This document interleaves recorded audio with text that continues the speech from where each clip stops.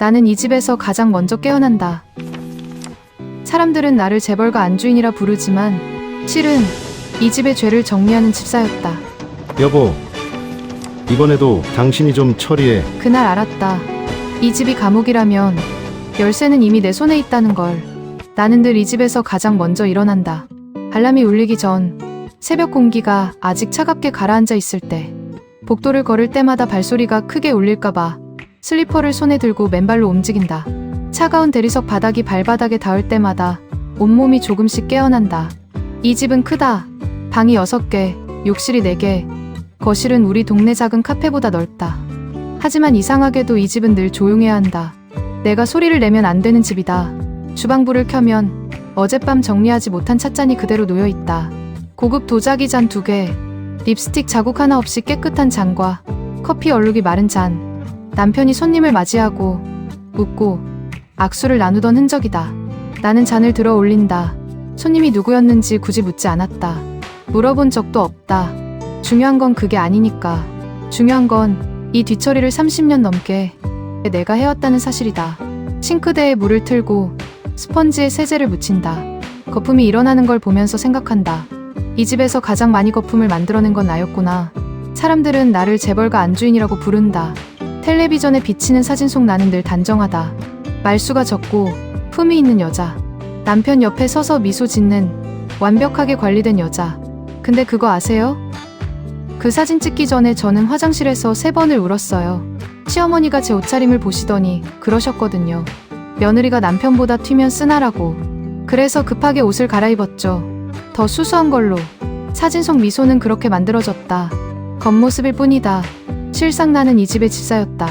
아니, 더 정확히 말하면 남편 인생의 정리 담당자였다. 그가 어지럽힌 것들을 치우고, 그가 남긴 흔적들을 지우고, 그가 만든 문제들을 수습하는 사람. 내연녀가 생기면 내가 먼저 알았다. 기자 전화가 오기 전에, 소문이 돌기 전에. 나는 이미 이름과 나이와 아파트 주소까지 파악하고 있었다.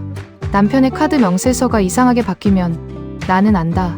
꽃집 결제가 늘어나거나 호텔 조식 결제가 2번씩 찍히거나 그때마다 남편은 늘 같은 말을 했다.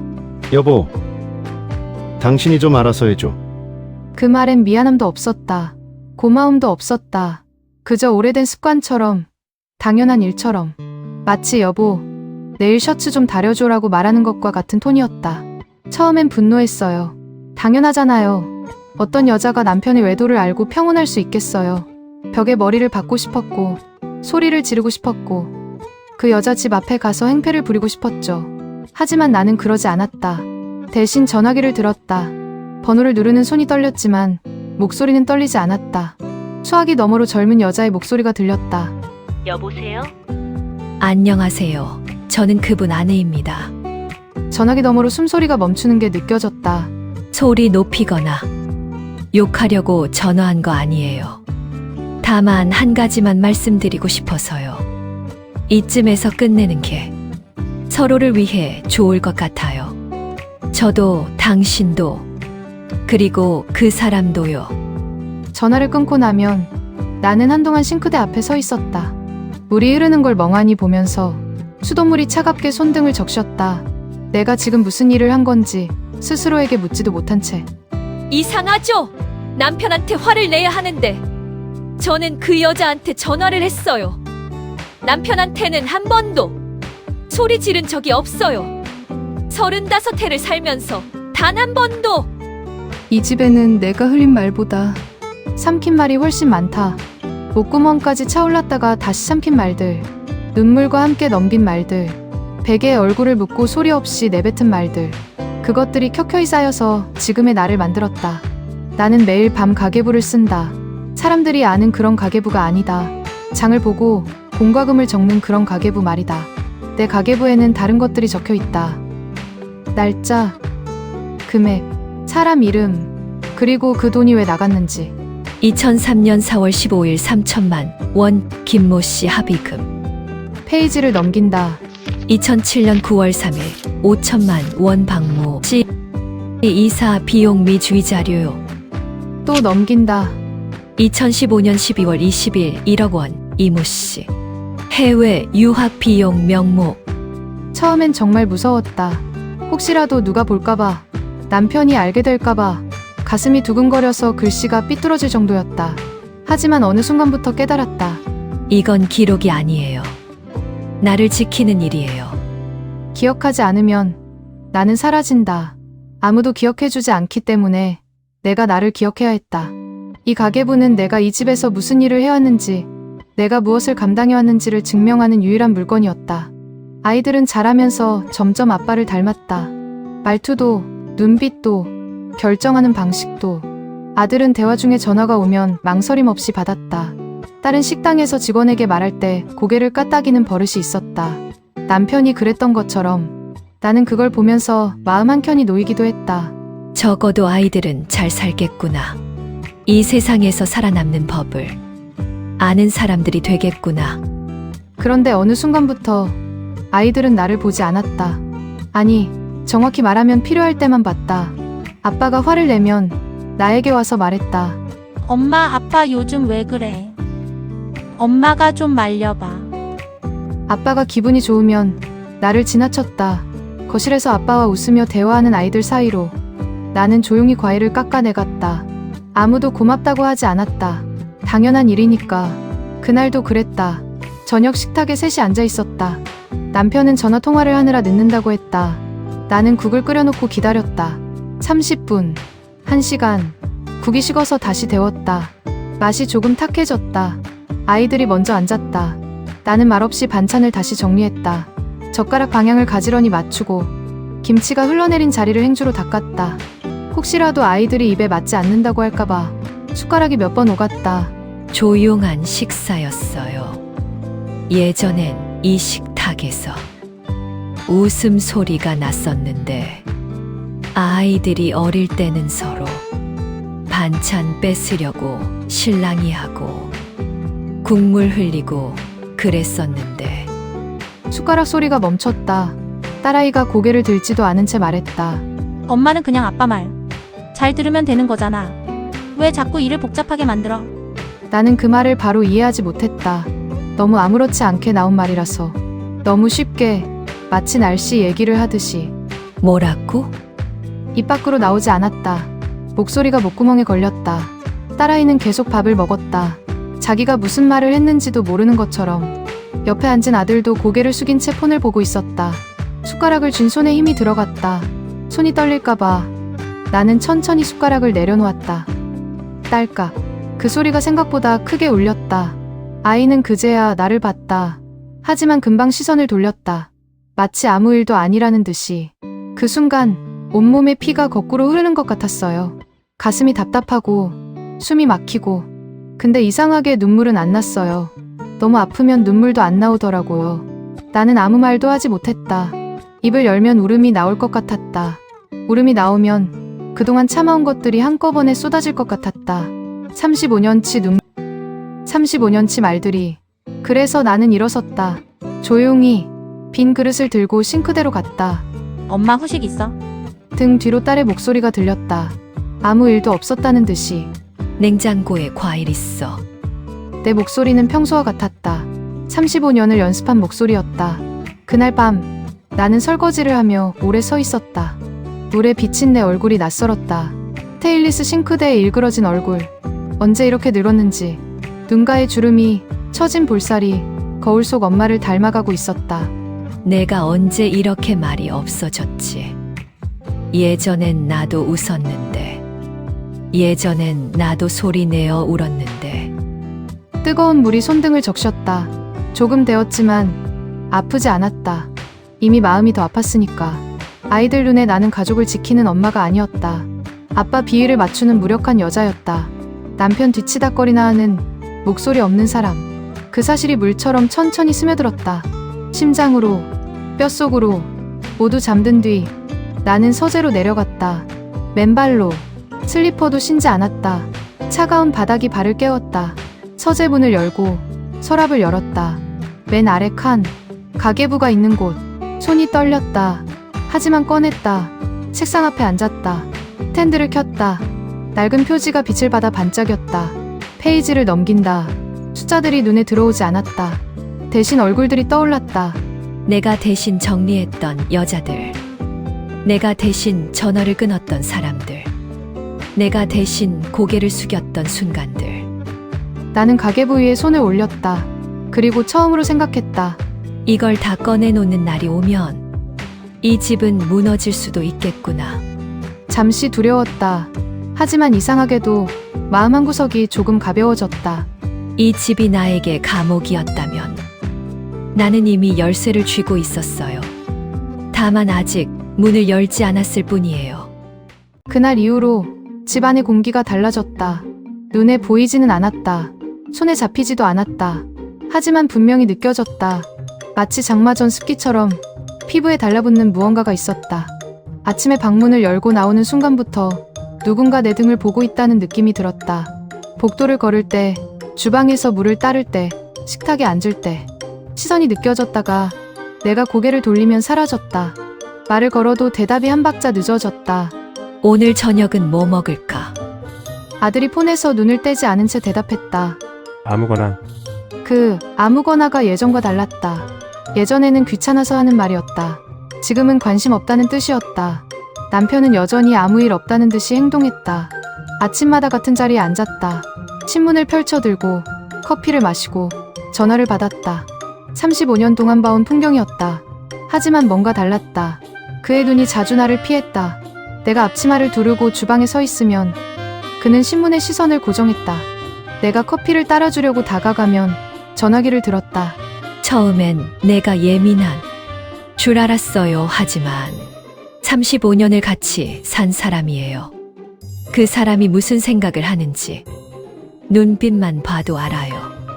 그건 미안함이 아니었다. 그건 계산이었다. 무언가를 준비하고 있는 사람의 눈이었다. 며칠 뒤 일요일 점심이었다. 오랜만에 아이들이 모두 모였다. 남편이 갑자기 날짜를 잡았다. 할 얘기가 있다며 남편이 숟가락을 내려놓았다. 그리고 아주 태연한 얼굴로 말을 꺼냈다. 회사가 조금 복잡해졌다. 당분간 지분을 정리해야 할 것 같아. 아이들의 시선이 일제히 나에게 향했다. 마치 그 말에 주어가 나인 것처럼. 나는 아무 말도 하지 않았다. 아니, 하지 못했다. 남편은 이미 나에게 눈빛으로 신호를 보냈다. 가만히 있으라는, 늘 그랬던 것처럼. 며칠 후 그 정리의 내용이 무엇인지 알게 되었다. 우연히 서재에서 서류를 봤다. 아이들 명의로 되어 있던 지분 일부를 처분한다는 내용이었다. 그리고 그 서류 맨 아래에는 이런 문구가 있었다. 가족 합의 완료. 가족 합의. 나는 들은 적도 없는데? 그제야 깨달았다. 그 결정이 내가 한 것처럼 꾸며지고 있었다. 다음 날 저녁, 아이들이 나를 따로 불렀다. 식탁에 앉았다. 이 자리는 늘 가족 회의가 아니라 판결의 자리였다. 아들이 먼저 입을 열었다. 엄마가 동의했다면서? 아빠 말로는 엄마가 회사 생각해서 결정한 거라던데. 나는 그 말을 이해하는데 시간이 걸렸다. 동해, 내가? 언제? 그건 말을 꺼내려는 순간 딸이 말을 잘랐다. 엄마는 항상 아빠 편이잖아. 이번에도 그렇겠지. 그 말이 너무 익숙해서 처음엔 아픈 줄도 몰랐다. 나는 천천히 말했다. 아이들이 흥분하지 않게, 혹시라도 내가 감정적으로 보이지 않게. 그런 결정 내가 한 적 없다. 잠깐의 침묵이 흘렀다. 나는 마지막 희망을 걸었다. 아이들이 내 말을 믿어주기를. 하지만 아들은 고개를 저었다. 엄마가 아니면 누가 해. 아빠는 엄마 말 안 들으면 아무것도 안 하잖아. 그 순간 나는 아이들 눈에서 나를 보았다. 엄마가 아니었다. 아빠의 대변인, 아빠의 방패, 아빠 편에 서 있는 여자. 그때 알았어요. 내가 30년 동안 뭘 잘못했는지 참는 게 가족을 지키는 거라고 생각했어요. 그런데 아이들 눈에는 그게 비겁함으로 보였던 거예요. 그날 이후 아이들은 나를 대놓고 피했다. 필요한 말만 했다. 눈을 마주치지 않았다. 나는 밥을 차려도 혼자 먹는 날이 많아졌다.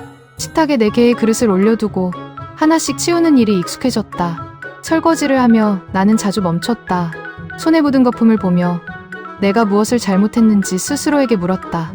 참은 것밖에 없는데, 조용히 한 것밖에 없는데. 결정적인 날은 남편이 이혼 이야기를 꺼냈을 때였다. 이제 당신도 좀 쉬어야지. 서로를 위해서. 이쯤에서 정리하는 게 좋겠어. 정리. 그는 모든 걸 그렇게 불렀다. 여자도, 돈도, 결혼도. 아이들은요? 이미 다 큰 애들이잖아. 그 말이 가장 잔인했다. 아이들은 컸지만 나는 아직 엄마였다. 그날 밤 아이들은 내 방문을 두드리지 않았다. 나는 혼자 방에 앉아 벽에 걸린 가족 사진을 바라봤다. 사진 속 나는 늘 반박자 뒤에 서 있었다. 그때 깨달았다. 이 집에서 나는 언제부터인가 가족이 아니라 필요할 때만 불러 쓰는 사람이 되어 있었다는 걸. 나는 서재로 내려갔다. 가계부를 꺼냈다. 그날은 처음으로 새로운 칸에 글자를 적었다. 아이들 집은 본인들 모르게 처분 예정. 손이 떨렸다. 하지만 멈추지 않았다. 이제는 알았다. 침묵은 더 이상 보호가 아니라는 걸. 내가 지키지 않으면 아무도 지켜주지 않는다는 걸. 가계부를 덮으며 생각했다. 이 싸움은 나를 위한 싸움이 아니에요. 이건 엄마로서의 마지막 선택이에요. 그날 저녁 밥상 위에는 찬밥이 놓여 있었다. 아침에 지어두고 아무도 손대지 않은 밥. 전기밥솥 보온 기능을 꺼둔 채로 하루가 지났다. 김은 이미 다 빠져 있었고 밥알은 서로 들러붙어 딱딱하게 굳어 있었다. 나는 그 밥을 국에 말았다. 미역국이었다. 아침에 끓여둔 것도 이미 식어서 기름이 하얗게 엉겨 있었다. 데우지 않았다. 그냥 찬국에 찬밥을 말아서 천천히 씹었다. 어릴 때는 찬밥이 싫었어요. 엄마한테 투정 부렸죠. 왜 따뜻한 밥 안 줘? 하면서. 지금은 달라요. 찬밥이 익숙해요. 찬밥은 기다렸다는 증거니까. 하지만 오늘은 아무도 오지 않았다. 아이들은 방에서 나오지 않았다. 집에 있었다. 분명히 있었다. 현관에 신발이 있었고 방에서 소리가 났으니까. 하지만 문을 열고 나오지 않았다. 문 너머에서 소리가 들렸다. 휴대폰 영상 소리. 가끔 웃음소리가 섞였다. 그 웃음들 속에 내가 없었다. 나는 식탁에 혼자 앉아 있었다. 4개의 의자 중 3개가 비어 있었다. 설거지를 하다 말고 나는 싱크대에 잠시 기대 섰다. 갑자기 힘이 빠지더라고요. 무릎에 힘이 풀리는 것 같았어요. 그냥 서 있는 게 힘들었어요. 물에 비친 내 얼굴이 흐릿했다. 형광등 불빛 아래에서 물결에 일그러진 얼굴. 나는 내가 아닌 사람처럼 보였다. 언제부터 이렇게 되었을까? 언제부터 이 집에서 내가 투명인간이 됐을까? 손을 씻다 말고 나는 물을 잠갔다. 물소리가 멈추자 집 안이 더 조용해졌다. 그 고요함이 천천히 가슴 안으로 스며들었다. 방으로 돌아왔다. 옷장을 열었다. 남편 옷이 먼저 보였다. 양복들이 반듯하게 걸려 있었다. 내 옷은 구석에 몰려 있었다. 옷장의 3분의 1도 안 되는 공간. 이상하죠? 이 집에서 제일 오래 산 사람이 저인데 이 옷장에서 제 공간이 제일 작아요. 나는 가장 오래된 옷을 꺼냈다. 앞치마였다. 아이들이 어릴 때 입던 앞치마. 목 부분이 헤어져 있었다. 주머니 한쪽은 늘어져 있었다. 아이들이 어릴 때 거기에 손을 넣고 매달렸기 때문이다. 그 앞치마를 입고 나는 다시 식탁에 앉았다. 문득 생각났다. 이 집에서 내가 마지막으로 고맙다는 말을 들은 게 언제였는지. 기억이 안 났어요. 진짜로 당연하다는 말은 자주 들었어요. 엄마니까, 아내니까. 내가 하던 거잖아. 그 말들 사이에서 나는 조금씩 사라져 있었어요. 그날 밤 나는 잠들지 못했다. 옆방에서 남편의 숨소리가 들렸다. 편안한 숨. 아무 일도 없는 사람의 숨. 나는 천장을 보며 생각했다. 만약 내가 이 집에서 사라지면 누가 가장 먼저 불편해질까? 아이들, 아니에요. 남편. 그것도 아니에요. 아마도 아무도. 그 사실이 나를 울게 만들었다. 소리 없이 울었다. 베개에 얼굴을 묻고 그게 제일 슬펐어요. 미움받는 것보다 아무도 신경 안 쓴다는 게 제일 슬펐어요. 새벽녘 나는 서재로 내려갔다. 불을 켜지 않고 책상 서랍을 열었다. 가계부를 꺼냈다. 30년. 숫자보다 무거운 시간이었다. 가계부를 넘기다 보니 내 손글씨가 바뀌어 있었다. 처음엔 가지런했고, 중간엔 급해졌고, 최근에는 단단해져 있었다. 글씨를 보면서 깨달았어요. 이게 내 30년이구나. 그 글씨를 보며 나는 처음으로 스스로에게 물었다. 나는 누구를 위해 이 기록을 남긴 걸까? 남편을 위해서, 아이들을 위해서 아니었어요. 이건 나를 잊지 않기 위해 쓴 기록이었어요. 그 순간 식탁에서 들었던 아이들의 말이 떠올랐다. 엄마는 항상 아빠 편이잖아. 아니야. 나는 편을 든 적이 없어. 나는 다만 부서진 것을 주워 담았을 뿐이야. 하지만 이제는 알았다. 부서진 것을 계속 주워 담다 보면 그 파편에 결국 내가 베어요. 나는 가계부 옆에 작은 메모지를 붙였다.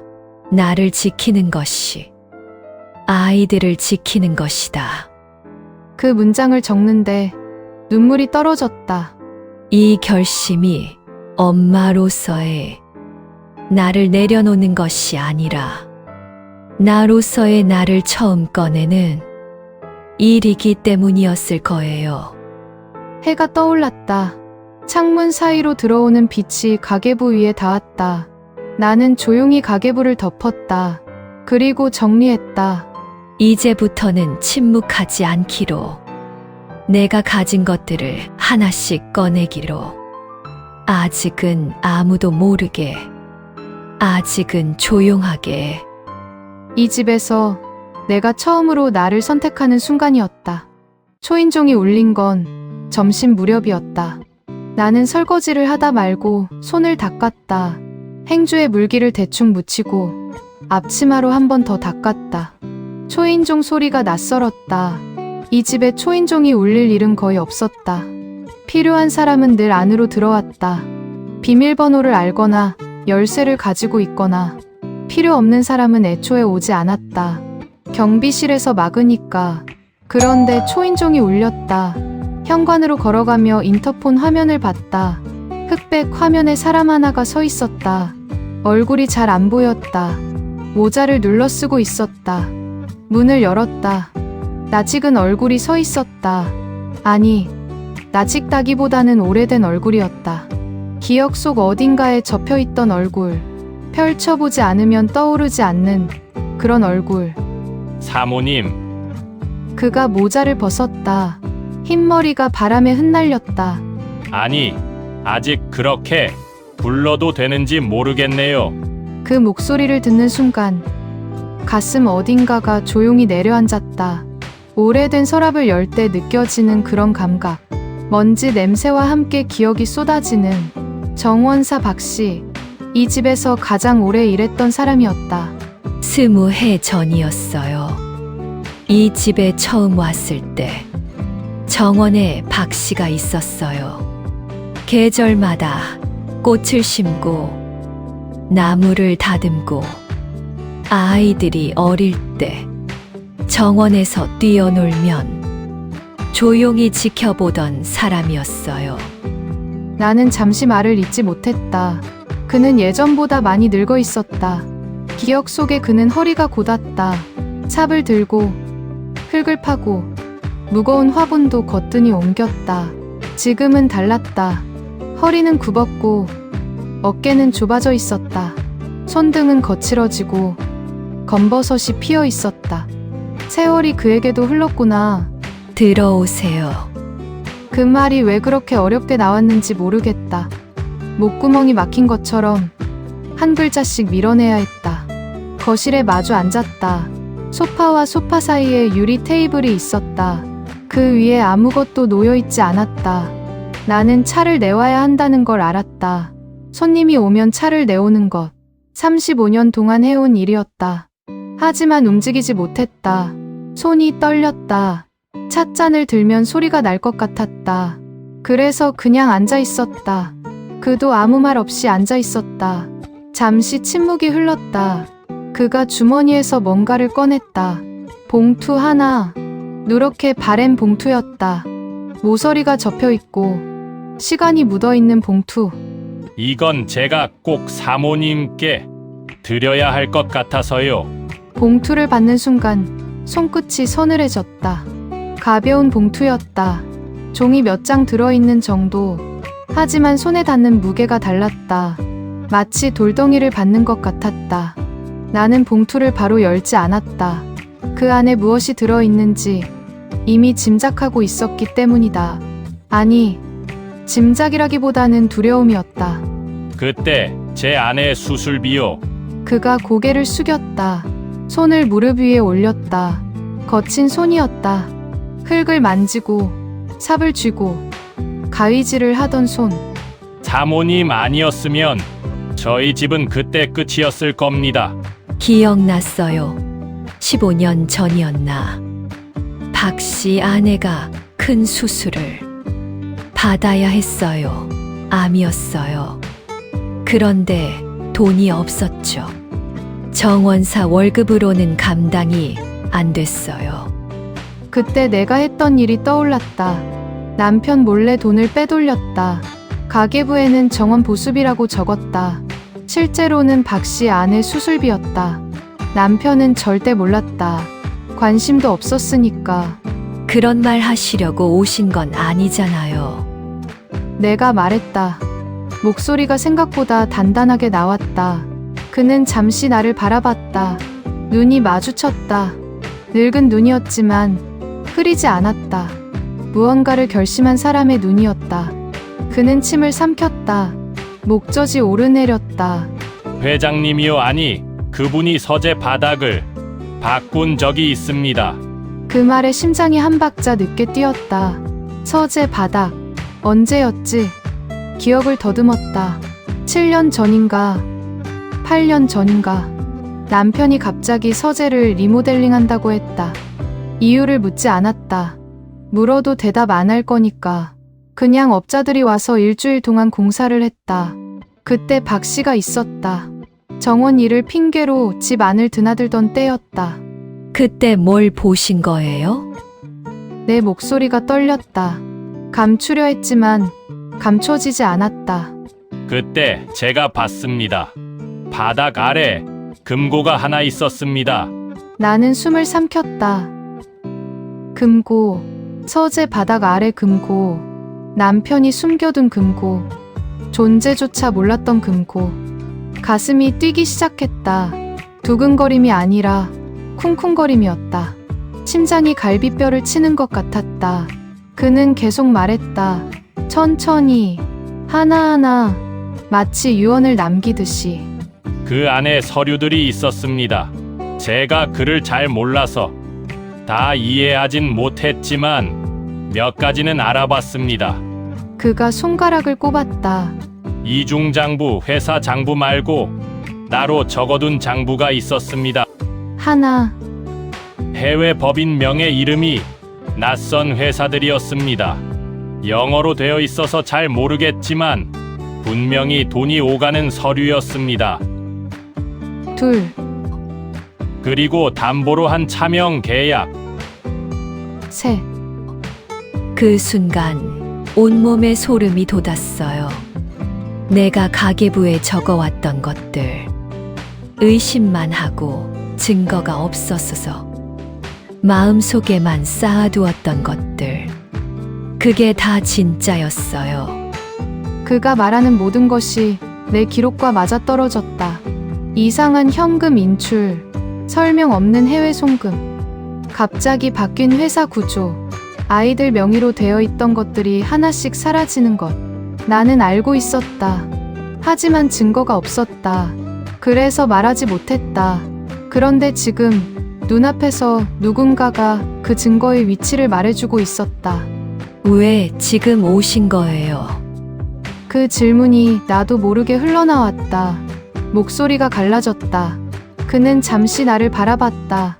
주름진 얼굴, 햇볕에 그을린 피부, 평생 남의 집 정원을 가꿨던 사람의 얼굴. 사모님이 항상 사람으로 대해주셨잖습니까? 그 말에 눈이 시큰해졌다. 다른 분들은 안 그랬습니다. 회장님은 저를 쳐다보지도 않았어요. 아드님도 마찬가지였고, 손님들은 제가 거기 있는지도 몰랐습니다. 투명인간 같았어요. 그가 잠시 말을 멈췄다. 눈을 내리깔았다. 그런데 사모님은 달랐습니다.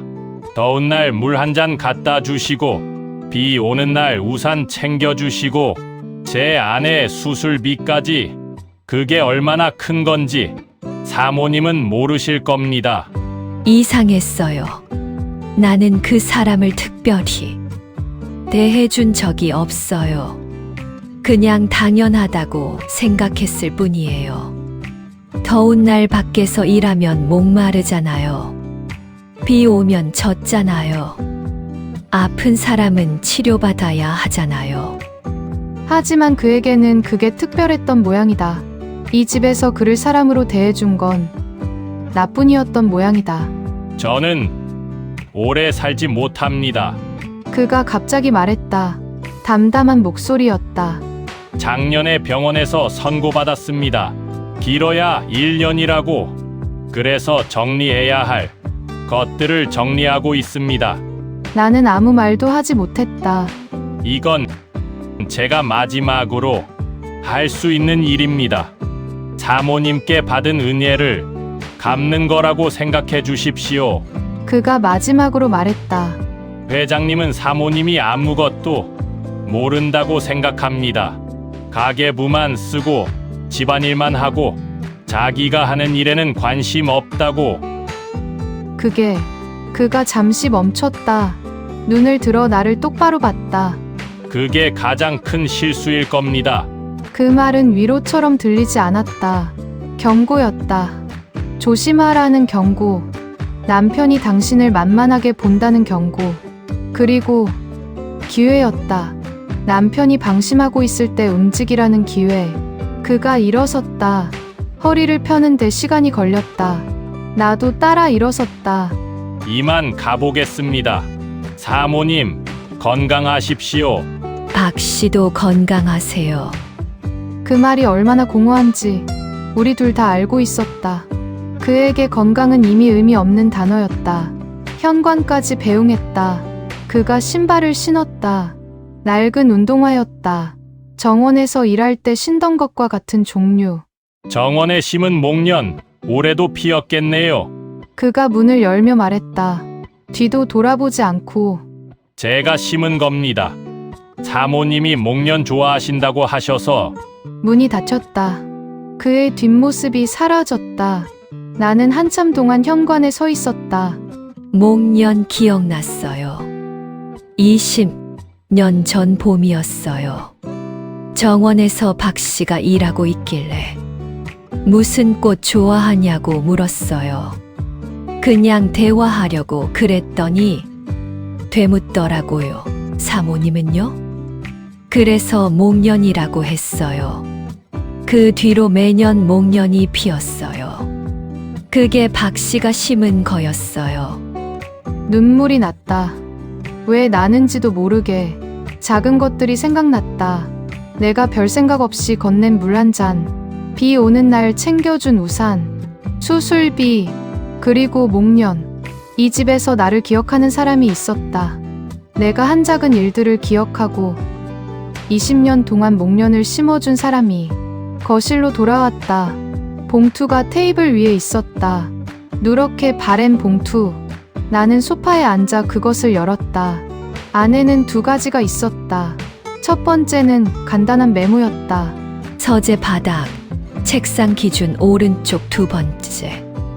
판자 금고 비밀번호는 모름하지만 기회는 있을 것. 그렇게 적혀 있었어요. 두 번째는 서재 도면이었다. 손으로 그린 것 같았다. 삐뚤빼뚤한 선들. 하지만 위치는 정확했다. 책상, 책장, 창문, 그리고 바닥의 한 지점에 X 표시. 나는 소파에 앉아 그 종이들을 펼쳐놓고 한참을 바라봤다. 이 집에서 누군가가 내 편에 서 있었다. 20년 동안 말없이 정원을 가꾸던 사람이, 목련을 심고 나무를 다듬고 조용히 떠난 사람이. 그 사실 하나만으로 가슴이 이상하게 뜨거워졌다. 그날 밤 나는 다시 서재로 갔다. 모두 잠든 시간이었다. 새벽 2시. 남편의 코 고는 소리가 옆방에서 들렸다. 이번엔 불을 켰다. 스탠드를 켜고 서재 안을 둘러봤다. 평생 걸어 다녔던 바닥. 35년 동안 청소하고 닦고 물걸레질했던 바닥. 한 번도 의심해 본 적 없는 곳. 그 아래 비밀이 있었다. 나는 카펫을 들췄다. 남편이 좋아하는 페르시아 카펫. 무거웠다. 혼자 들기 힘들어서 한쪽만 접었다. 바닥이 드러났다. 원목 마루. 평범해 보였다. 하지만 메모에 적힌 위치를 확인했다. 책상 기준 오른쪽 두 번째 판자. 발로 살짝 눌러봤다. 처음엔 아무것도 느껴지지 않았다. 그냥 나무 바닥. 다른 곳과 똑같은. 다시 눌렀다. 조금 더 힘을 줘서 미세하게. 다른 감촉. 다른 판자들과 달리 이 판자는 조금 들렸다. 아주 조금. 누르면 눌리는. 다른 판자들은 꽉 박혀 있는데 이것만 움직였다. 여기였구나. 그 말은 혼잣말이었다. 하지만 나는 분명히 들었다. 내 목소리가, 떨리지 않는 목소리가. 이 집에서 처음으로 내가 무언가를 찾아냈다는 느낌. 누가 알려줘서가 아니라 내 손으로, 내 발로 확인한 것. 아직 열지는 않았다. 비밀번호를 모르니까. 아직 꺼내지도 않았다. 시간이 필요하니까. 하지만 나는 알았다. 나는 더 이상 빈손이 아니에요. 카펫을 다시 덮었다. 원래대로. 아무 흔적도 남기지 않게. 서재를 나와 부엌으로 갔다. 밥솥을 열었다. 비어 있었다. 오늘 저녁에 다 먹었으니까. 쌀을 씻었다. 새 쌀. 물을 맞추고 취사 버튼을 눌렀다. 새벽에 밥을 짓는 건 처음이었다. 하지만 그러고 싶었다. 밥이 익기 시작했다. 김이 올라왔다. 밥 짓는 냄새가 집 안에 퍼졌다. 고소한 냄새, 따뜻한 냄새. 그 냄새가 이상하게 나를 울게 만들었다. 왜 울었는지 모르겠어요. 밥 냄새 맡으면서 울다니 이상하죠. 근데 그냥 눈물이 났어요. 안도감이었나 봐요. 드디어 뭔가 잡은 것 같은. 나는 깨달았다. 이 싸움은 소리 지르며 시작되는 게 아니라는 걸. 드라마처럼 서류를 던지고 고함을 치고 문을 박차고 나가는 게 아니라는 걸. 조용히 기록하고 기다리며 사람의 마음이 남긴 흔적을 모으는 일이라는 걸. 박 씨가 20년 동안 목련을 심었던 것처럼 말없이 꾸준히 그렇게. 나도 그렇게 할 거예요. 조용히 꾸준히 아무도 모르게 준비할 거예요. 그리고 때가 되면 한 번에 다 꺼낼 거예요.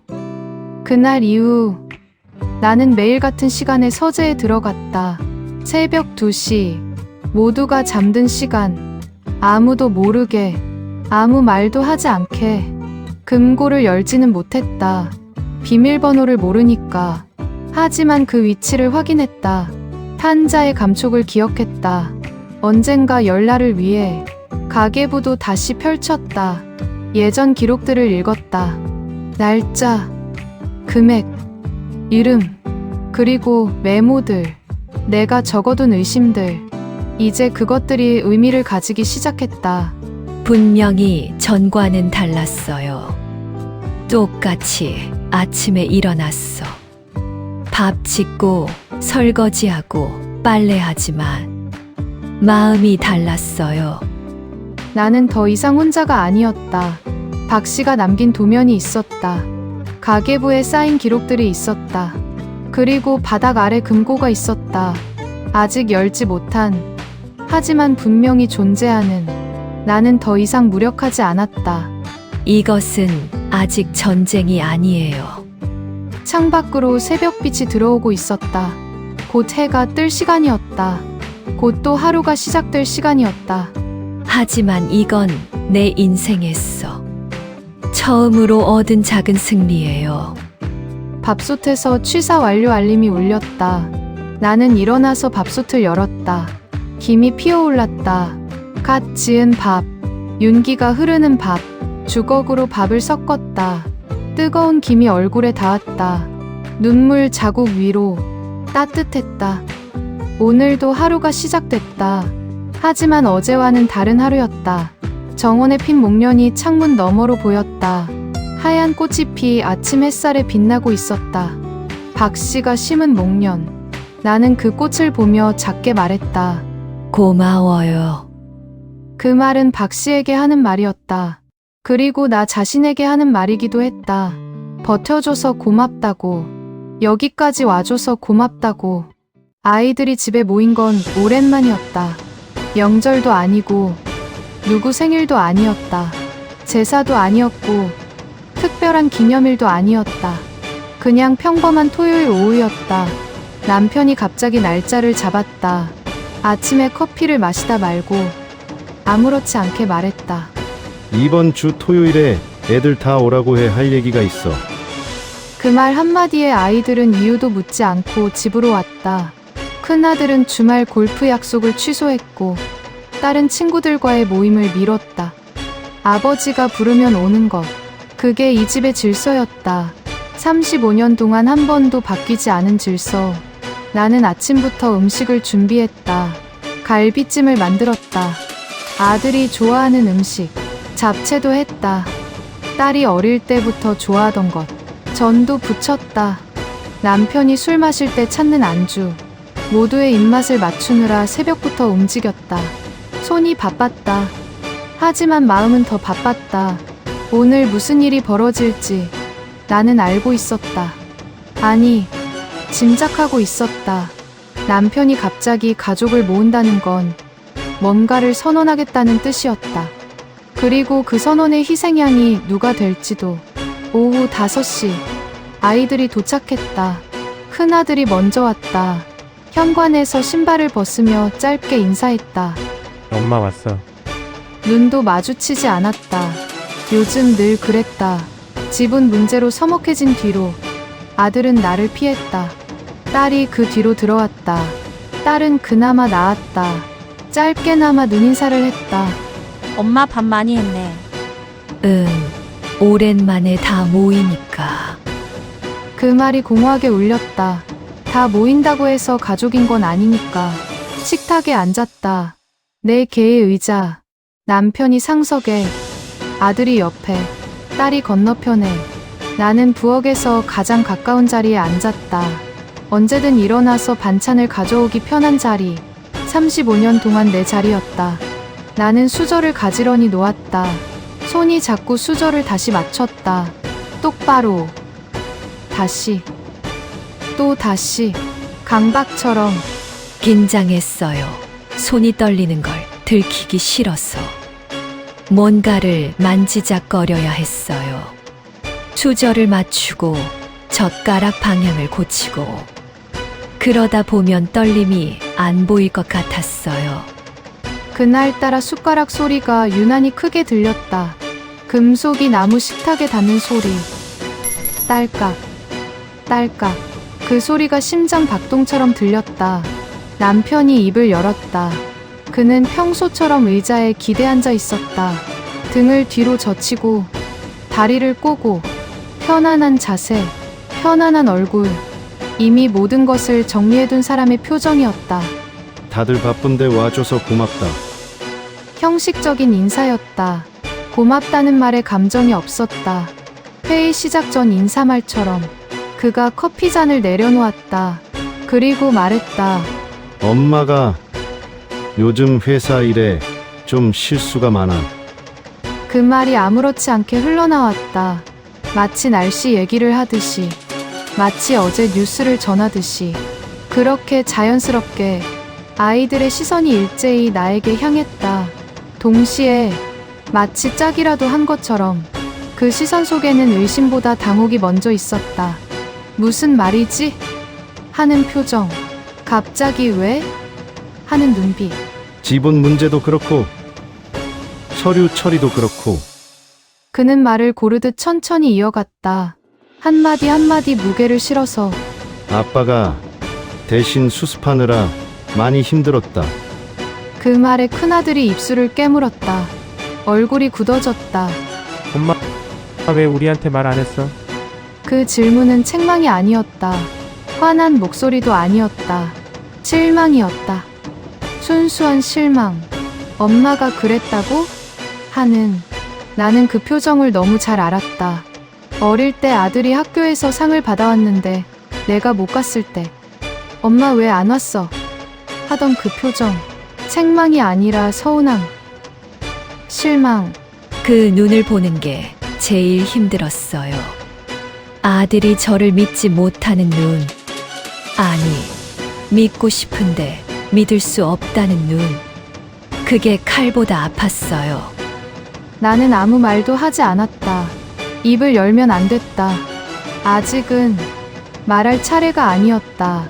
남편이 자기 말을 다 끝낼 때까지 나는 기다려야 했다. 가계부에서 배운 것이었다. 기록은 마지막에 꺼내야 힘이 있다고. 먼저 말하면 변명이 되고 나중에 말하면 증거가 된다고. 남편은 서류 하나를 꺼냈다. 테이블 위에 올려놓았다. 종이가 스치는 소리가 났다. 아이들 지분 매각 동의서였다. 내가 본 적 있는 서류. 며칠 전 남편 서재에서 발견한 그 서류. 엄마가 이미 사인했다. 그 말에 아이들의 얼굴이 굳었다. 딸이 서류를 집어 들었다. 눈으로 훑었다. 맨 아래 서명란에 글씨가 있었다. 내 이름이. 위조된 서명이었어요. 비슷하게 흉내냈지만 내 글씨가 아니었어요. 나는 그걸 알았어요. 하지만 아이들은 몰랐죠. 그건 내가 입을 열려는 순간 그가 말을 끊었다. 칼로 자르듯이. 엄마가 우리 모두를 위해 결단을 내린 거다. 그는 나를 보며 미소 지었다. 따뜻해 보이는 미소. 고마워하는 것 같은 미소. 마치 나에게 감사한다는 듯이. 마치 내가 대단한 희생을 한 것처럼. 그 순간 깨달았어요. 이 사람은 나를 버리는 게 아니에요. 사용하고 있는 거예요. 버리는 것과 사용하는 것은 달랐다. 버리면 끝이다. 하지만 사용하면 계속된다. 필요할 때마다 꺼내 쓰고, 다 쓰면 다시 넣어두고. 35년 동안 그래왔다. 내연녀 정리할 때 꺼내 쓰고, 회사 문제 생기면 꺼내 쓰고, 아이들한테 핑계 댈 때 꺼내 쓰고, 그리고 지금도 아이들 지분을 빼돌리면서 그 책임을 나한테 떠넘기고 있었다. 아이들은 서로 눈치를 봤다. 아들과 딸이 시선을 교환했다. 무슨 말을 해야 할지 모르겠다는 표정. 딸아이가 조심스럽게 물었다. 목소리가 작았다. 엄마, 진짜야. 나는 딸아이를 보았다. 29, 이제 30을 앞둔 딸. 어릴 적 모습이 떠올랐다. 열이 펄펄 끓을 때 밤새 울면서 내 등에 엎혀있던 아이. 엄마, 아파 하면서 내 목을 꼭 잡던 작은 손. 그 아이가 지금 나를 보고 있었다. 진실을 묻고 있었다. 아니다. 그 한마디를 꺼내는데 30년이 걸렸다. 30년 동안 삼킨 말들. 30년 동안 참은 것들. 그게 이 두 글자에 담겨 있었다. 아니다. 내가 한 게 아니다. 식탁 공기가 순간 얼어붙었다. 아무도 숨을 쉬지 않는 것 같았다. 시간이 멈춘 것 같았다. 숟가락 소리도, 숨소리도, 아무것도 들리지 않았다. 남편의 표정이 처음으로 흔들렸다. 미소가 사라졌다. 눈이 가늘어졌다. 뭐라는 거야? 그의 목소리가 낮아졌다. 경고하는 목소리. 35년 동안 들어온 그 톤. 예전 같으면 움츠러들었을 것이다. 예전 같으면 아무것도 아니야 라고 말을 돌렸을 것이다. 하지만 오늘은 달랐다. 나는 숨을 고르고 말했다. 천천히, 또박또박. 그건 아빠가 시킨 거야. 아이들의 눈이 동시에 커졌다. 아들이 의자에서 몸을 앞으로 숙였다. 딸이 서류를 떨어뜨렸다. 종이가 바닥에 흩어졌다. 무슨 말이야, 엄마? 아들의 목소리가 갈라졌다. 혼란스러워하는 목소리. 나는 핸드백에서 서류를 꺼냈다. 아침에 미리 준비해둔 것. 가계부에서 복사해온 기록 몇 장. 아직 모든 걸 보여주지는 않았다. 금고 안에 서류도 아직이었다. 하지만 이것만으로도 충분했다. 너희 지분으로 해외 법인 빚을 막으라고 했어. 그 말이 떨어지자 식탁 위에서 숟가락이 굴러 떨어졌다. 딸이 손으로 치운 것인지 떨려서 떨어뜨린 것인지 숟가락이 바닥에 닿으며 날카로운 소리를 냈다. 땡그랑. 해외 법인? 무슨 해외 법인? 나는 서류를 테이블 위에 펼쳤다. 아빠가 너희 이름 몰래 쓴 거야. 너희 지분을 담보로 대출받고 해외 법인으로 돈을 빼돌렸어. 복잡한 말이었다. 아이들이 다 이해했는지는 모르겠다. 하지만 핵심은 이해했을 것이다. 아버지가 자기들 이름을 도용했다는 것. 아빠 회사 이름으로 된 게 아니야. 너희 이름으로 돼 있어. 큰아들이 아버지를 바라봤다. 천천히 고개를 돌려서 평생 존경하던 아버지를, 평생 따르던 아버지를. 아빠? 그 시선에는 존경이 없었다. 아들이 아버지를 보는 눈이 아니었다. 두려움이 섞여 있었다. 그리고 배신감. 남편은 아무 말도 하지 않았다. 변명도 없었다. 부정도 없었다. 그냥 입을 다물고 있었다. 커피잔만 만지작거리면서. 그 침묵이 모든 대답이었어요. 부정하지 않는다는 건 인정한다는 뜻이었으니까. 나는 그제야 알았다. 아이들이 충격받은 건 돈 때문이 아니었다. 지분 때문도 아니었다. 금액이 문제가 아니었다. 자신들이 아버지의 방패였다는 사실 때문이었다. 평생 아버지를 믿었다. 아버지 말이면 무조건 옳다고 생각했다. 아버지가 시키면 따랐다. 그런데 그 아버지가 자기들을 이용했다. 이름을 도용하고 재산을 담보로 잡고 빚을 떠넘겼다. 딸아이가 손을 떨며 물었다. 목소리가 갈라졌다. 그럼 엄마가 다 뒤집어 쓴 거야. 나는 고개를 끄덕였다. 그동안은 그 한마디에 모든 게 담겨 있었다. 35년. 그동안 내가 뒤집어 쓴 것들, 내가 대신 맞은 것들, 내가 감당한 것들. 그날 아이들은 아버지를 똑바로 보지 못했다. 고개를 숙였다. 시선을 피했다. 아버지 쪽을 보려다가 다시 테이블을 봤다. 자기 손을 봤다. 아무 데나 봤다. 말도 줄었다. 숨소리만 들렸다. 숨을 들이쉬고 내쉬는 소리. 누군가 침을 삼키는 소리. 그것뿐이었다. 남편이 의자를 밀고 일어섰다. 의자 다리가 바닥에 긁히며 날카로운 소리를 냈다. 다들 예민해졌군. 그 말은 변명이 아니었다. 도망이었다. 그는 서재 쪽으로 걸어갔다. 뒤도 돌아보지 않았다. 발소리가 멀어졌다. 문이 닫혔다. 거실에 아이들과 나만 남았다. 3명이 식탁에 앉아 있었다. 음식은 거의 손대지 않은 채였다. 갈비찜이 식어가고 있었다. 기름이 하얗게 엉기기 시작했다. 누구도 먼저 말을 하지 않았다. 침묵이 무거웠다. 숨 쉬기 힘들 정도로. 큰아들이 한참 후에 입을 열었다. 목소리가 낮았다. 거의 속삭임에 가까웠다. 엄마. 그 한 단어에 내 가슴이 무너졌다. 엄마, 그냥 엄마. 그 이상 아무것도 말하지 않았다. 하지만 그 한마디에 모든 게 담겨 있었다. 미안함, 충격, 혼란, 그리고 아주 조금의 이해. 눈물이 날 뻔했다. 하지만 참았다. 지금 울면 안 됐다. 지금은 강해 보여야 했다. 밥 먹어 식는다. 내가 말했다. 평소처럼 35년 동안 했던 것처럼 아무도 대답하지 않았다. 하지만 딸이 젓가락을 들었다. 천천히 반찬을 조금 집었다. 아들도 따라했다. 숟가락을 들었다. 국을 떴다. 말없이 밥을 먹었다. 씹는 소리만 들렸다. 이상한 저녁 식사였다. 하지만 오랜만에 함께 먹는 밥이었다. 그날 밤 아이들은 각자 방으로 들어갔다. 원래 자기 방이었던 곳, 어릴 때 쓰던 방, 지금은 손님 방이 되었지만 아직 아이들 물건이 남아있는 방. 인사도 짧았다. 엄마 나 먼저 들어갈게. 나도 좀 쉴게. 문이 닫혔다. 2개의 방문이 차례로. 나는 거실에 남았다. 불도 끄지 못한 채 소파에 앉아 있었다.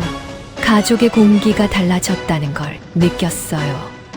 설명하기 어려운 건데 그냥 달랐어요. 예전에는 내가 투명인간 같았거든요.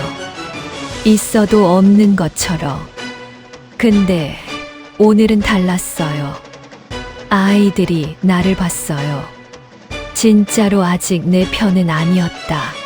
그건 알았다. 하루아침에 30년이 바뀌지는 않는다. 아이들은 아직 혼란스러울 것이다. 아버지를 믿고 싶은 마음과 어머니 말이 맞을지도 모른다는 의심 사이였어. 하지만 분명히 무언가가 바뀌었다. 아버지의 그림자가 균열을 보이기 시작했다. 35년 동안 단단했던 그림자. 아이들 위에 드리워져 있던 그림자. 그게 오늘 처음으로 금이 갔다. 시계를 봤다. 밤 11시였다. 일어서야 했다. 설거지를 해야 했다. 식탁을 치워야 했다. 하지만 조금만 더 앉아있고 싶었다. 창밖을 봤다. 어둠 속에 정원이 보였다. 목련 나무가 희미하게 보였다. 박씨가 심은 목련.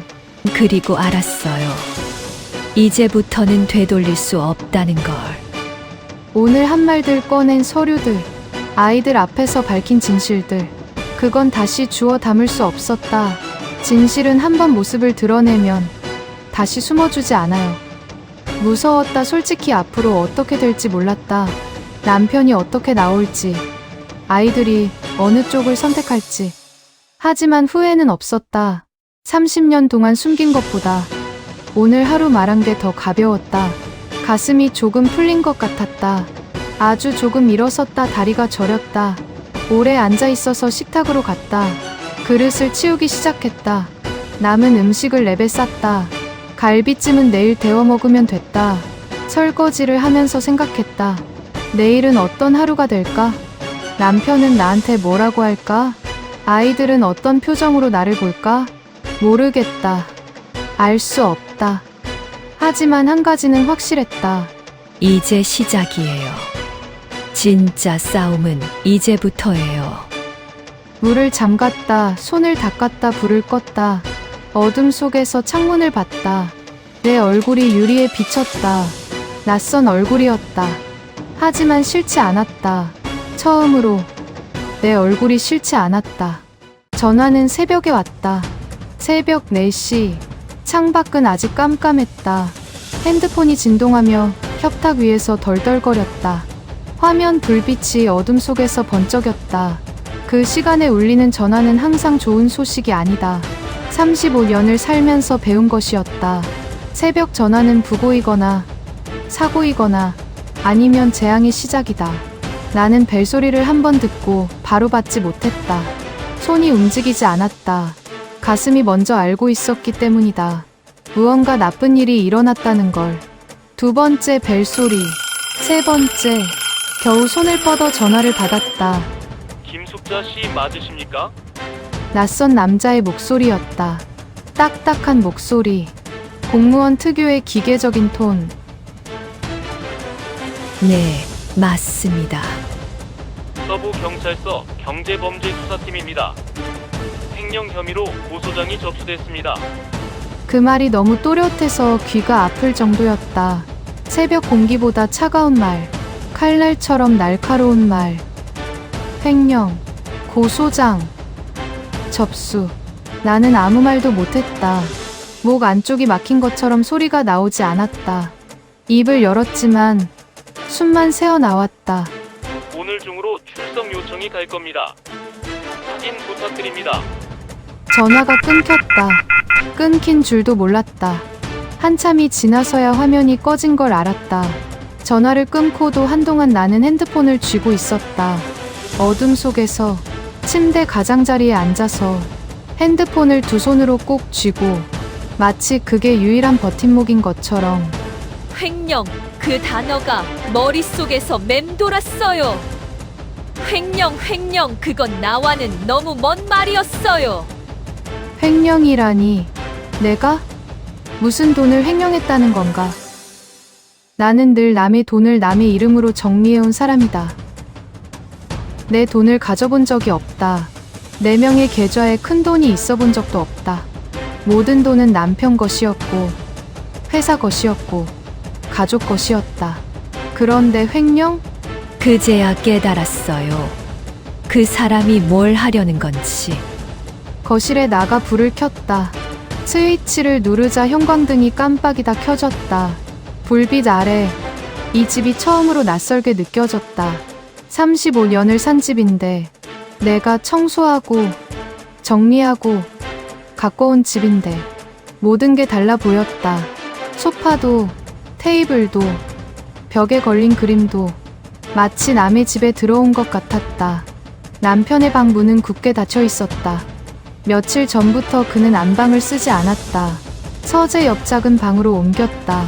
이혼 준비라면서 별거 연습이라면서 나는 그 문을 바라봤다. 열고 싶은 마음이 없었다. 열어봤자 뭘 알겠는가. 이미 답을 알고 있었다. 그 사람이 고소한 거예요. 나를 자기 아내를 횡령범으로. 아침이 되자 아이들 방에서 문 여는 소리가 들렸다. 어젯밤 그대로 집에서 잤다. 떠나지 않았다. 그게 어떤 의미인지는 모르겠다. 아직 혼란스러운 건지 아니면 나를 걱정하는 건지. 아들이 먼저 나왔다. 얼굴이 창백했다. 잠을 못 잔 것 같았다. 눈 밑에 그늘이 져 있었다. 그가 나를 보며 말했다. 목소리가 갈라져 있었다. 엄마 경찰서에서 전화 왔어. 나는 숨을 들이켰다. 알고 있었다.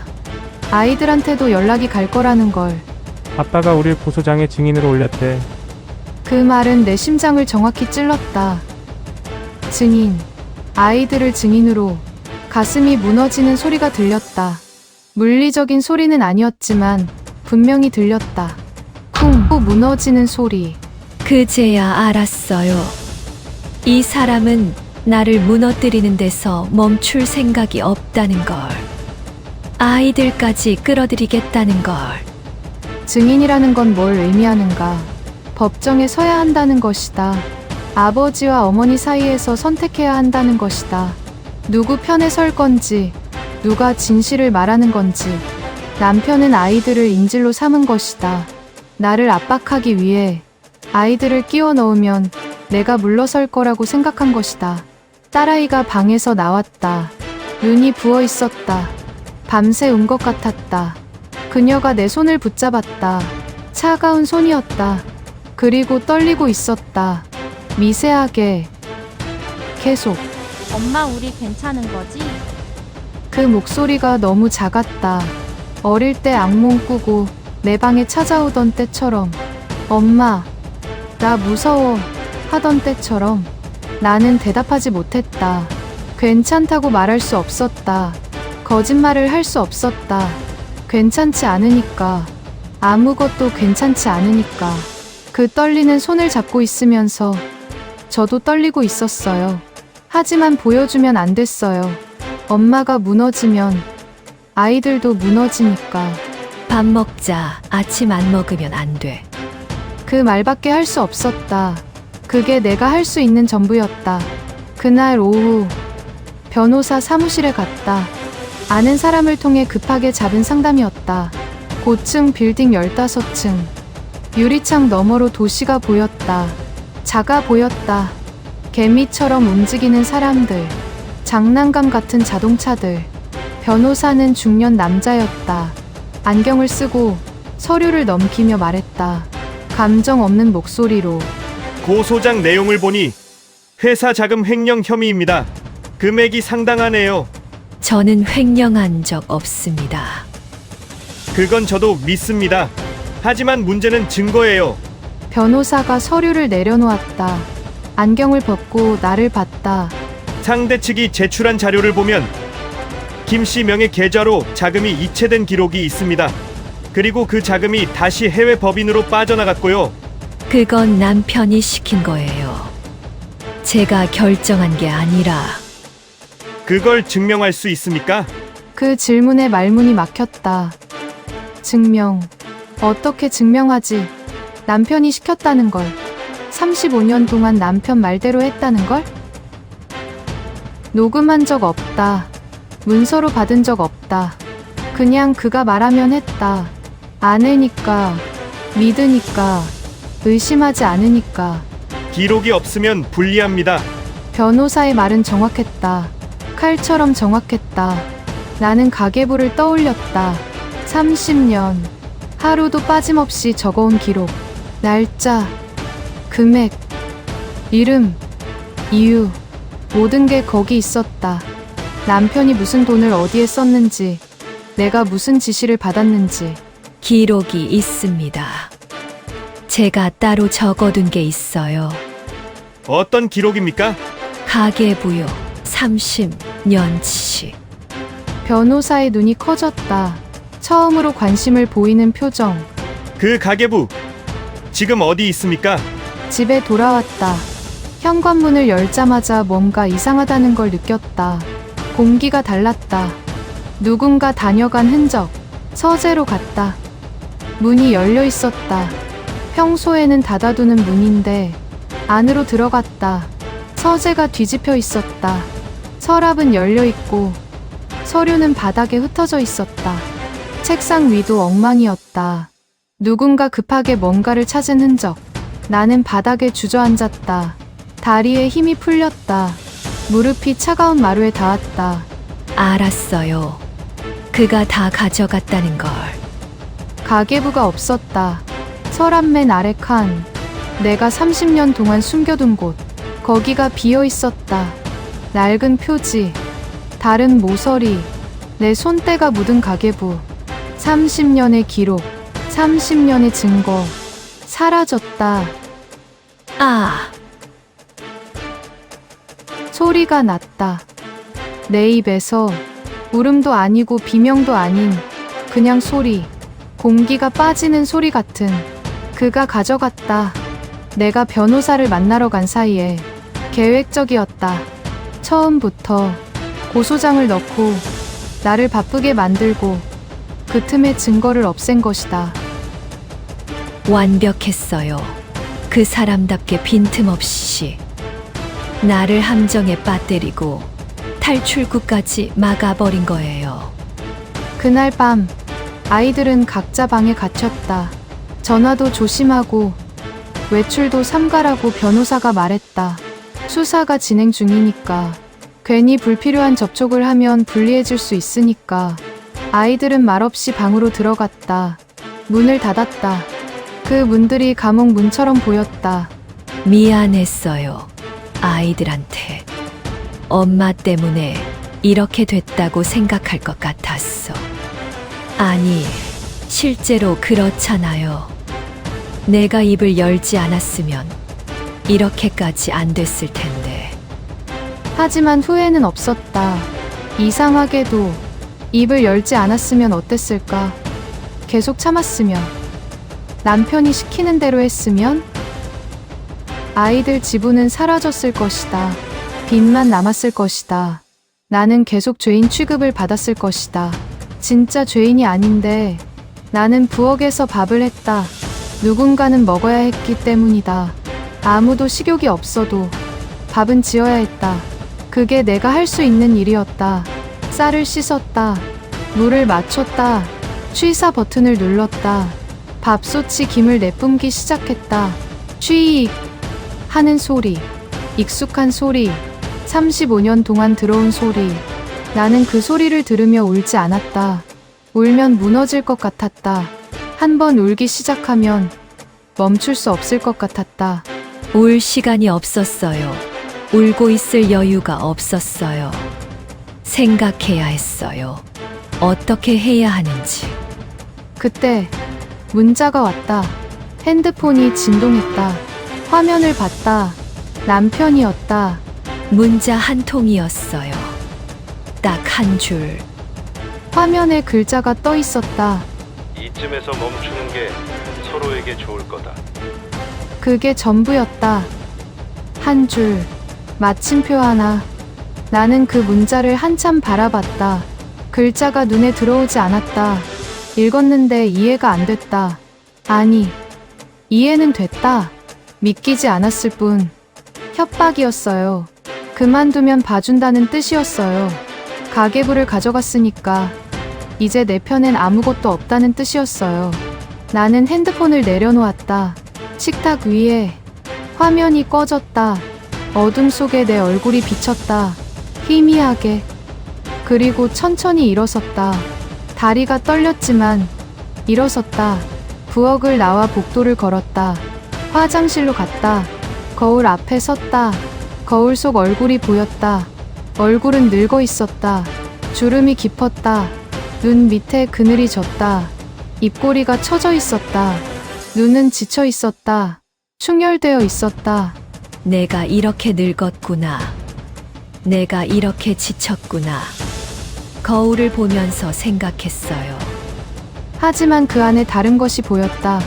눈 속에, 지친 눈, 충혈된 눈 속에 뭔가 다른 게 있었다. 분노가 아니었다. 분노는 이미 지나갔다. 슬픔도 아니었다. 슬픔은 너무 오래돼서 무뎌졌다. 결심이었다. 그때 깨달았어요.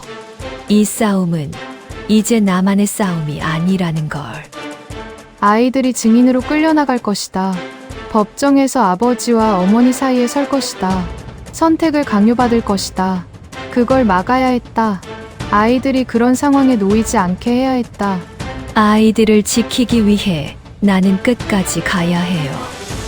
물러서면 안 돼요. 멈추면 안 돼요. 남편은 내가 멈출 거라고 생각했다. 가계부를 가져갔으니까, 증거가 없으니까, 아이들까지 엮었으니까. 하지만 틀렸다. 가계부만 있는 게 아니었다. 그날 밤, 나는 다시 서재로 갔다. 엉망이 된 서재, 흩어진 서류들, 열린 서랍들. 하지만 내가 찾는 건 서랍이 아니었다. 바닥이었다. 카펫을 걷었다. 박 씨가 알려준 위치. 책상 기준 오른쪽 두 번째 판자. 손으로 눌러봤다. 미세하게 들리는 감촉. 여전히 거기 있었다. 금고. 남편은 가계부는 가져갔지만 금고는 몰랐다. 바닥 아래 금고가 있다는 걸. 내가 알고 있다는 걸. 그가 실수한 거예요. 나를 너무 만만하게 본 거예요. 주머니에서 뭔가를 꺼냈다. 열쇠였다. 작은 열쇠. 며칠 전 박 씨가 다시 찾아왔다. 아무 말 없이 열쇠 하나를 건넸다. 금고 열쇠입니다. 공사할 때 하나 더 만들어뒀습니다. 라고만 하고 떠났다. 그때는 쓸 일이 있을까 싶었다. 하지만 지금은 달랐다. 이제 이게 마지막 희망이었다. 나는 열쇠를 쥐고 바닥 앞에 섰다. 이제 도망칠 수 없었어요. 손이 떨렸다. 하지만 멈추지 않았다. 그리고 도망치지 않을 거예요. 판자를 들어 올렸다. 아래에 금속 표면이 보였다. 금고였다. 정말로 있었다. 열쇠 구멍을 찾았다. 열쇠를 넣었다. 돌렸다. 철컥. 열리는 소리가 났다. 금고 안에는 서류 묶음이 있었다. 봉투들, 파일들, 종이들, 빼곡하게 쌓여 있었다. 나는 손을 뻗어 하나를 꺼냈다. 손이 떨려서 종이가 바스락거렸다. 첫 번째 서류. 이중 장부였다. 회사 공식 장부와 다른 숫자들, 감춰진 돈의 흐름. 두 번째 서류, 해외 법인 계약서, 아이들 이름이 적혀 있었다. 아이들 모르게 만든 서류들. 세 번째 서류, 차명 계약서, 내 이름이 적혀 있었다. 내가 서명한 적 없는 서명이. 다 있었어요. 가계부에 적었던 것들의 원본이 증거가. 눈물이 났다. 참으려 했는데 참아지지 않았다. 안도의 눈물이었다. 절망 속에서 찾은 희망의 눈물이었다. 가계부는 빼앗겼지만 진짜 증거는 여기 있었다. 남편은 자기 무덤을 자기 서재에 숨겨둔 것이다. 서류들을 품에 안았다. 일어섰다. 다리가 풀렸지만 버텼다. 창밖으로 새벽빛이 들어오고 있었다. 가장 어두운 밤이 지나고 있었다. 이건 끝이 아니에요. 시작이에요. 진짜 싸움의 시작. 부엌에서 밥솥 알림이 울렸다. 밥이 다 됐다는 소리. 나는 서류를 안고 부엌으로 갔다. 밥솥을 열었다. 김이 피어올랐다. 갓 지은 밥 냄새. 아이들 방문을 두드렸다. 밥 먹어, 아침이야. 목소리가 떨리지 않았다. 평소처럼, 35년 동안 해온 것처럼. 하지만 오늘은 달랐다. 오늘의 나는 어제의 내가 아니었다. 손에 무기가 있었다. 증거가 있었다. 싸울 수 있는 힘이 있었다. 그리고 지킬 것이 있었다. 아이들이. 그날은 주주총회 날이었다. 이른 아침부터 하늘이 흐렸다. 구름이 낮게 깔려 있었다. 비가 올 것 같으면서도 오지 않는 그런 날씨. 공기가 무거웠다. 사람들은 돈이 오가는 자리를 전쟁터라고 부른다. 승자와 패자가 갈리는 곳. 칼 대신 서류로, 총 대신 말로 싸우는 곳. 하지만 내게 그날은 장례식 같았다. 누군가를 보내는 날. 아니, 누군가를 죽이는 날. 35년을 살았던 아내라는 이름을 묻는 날. 나는 검은 옷을 입었다. 옷장에서 가장 오래 걸려있던 옷. 장례식에 입으려고 사뒀던 옷. 화려하지도 초라하지도 않은 옷. 단정했다. 깔끔했다. 그리고 단단해 보였다. 거울 앞에 섰다. 내 모습을 봤다. 누군가의 아내로 보이지 않았다. 회장의 부속품으로도 보이지 않았다. 그냥 한 사람의 여자가 서 있었다.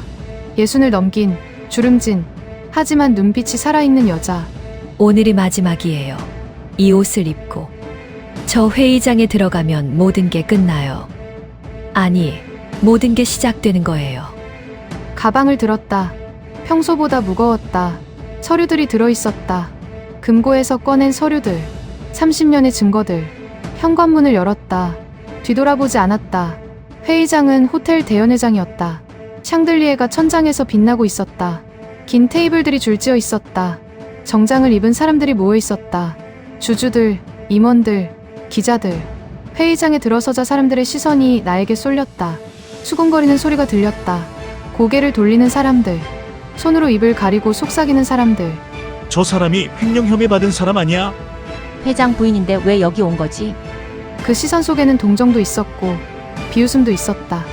호기심도 있었고 경멸도 있었다. 나는 신경 쓰지 않았다. 앞만 봤다. 내 자리를 찾아 걸어갔다. 남편은 단상 위에 서 있었다. 언제나처럼 당당한 자세. 어깨를 펴고 턱을 들고 이 자리의 주인이라는 듯이 모든 걸 통제하고 있다는 듯이 그의 얼굴을 봤다. 자신만만한 얼굴. 이미 내가 무너졌다고 믿는 사람의 얼굴.